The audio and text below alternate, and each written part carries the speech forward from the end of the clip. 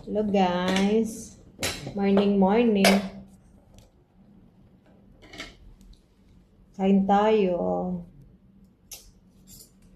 Kain.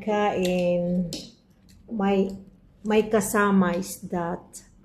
Hi Reds. Hi ka naman Reds. Porket masarap yung pagkain. Ang ganda talaga ng friend ko. Ano ba dyan? Buong. Uy, sino bang hindi may in love nito? Siguro. Doko. Sino bang hindi may in love niyan? Sa talagang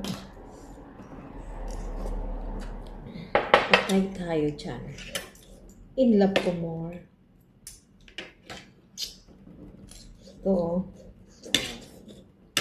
Ano lang, sabaw na isda. Sarap. Sarap kumaan. Ano na to? Pizza at saka isdang maya-maya. Hanggang dito sa Saudi may maya-maya na isda.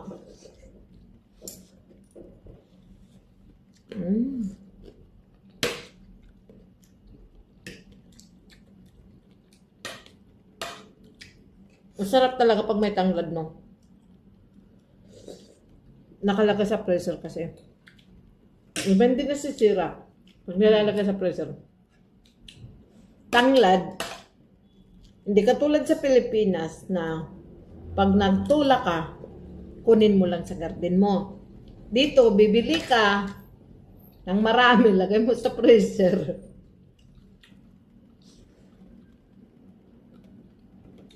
Pero nandun din yung lasa, di ba? Di ba? Lasang ano din. Tanglad, ang sarap.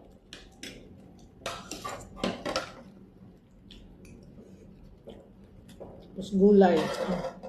Sarap ng gulay. Fresh na ano. Yeah. Sige guys, oh.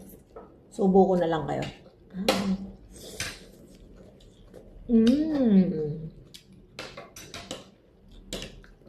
Sarap.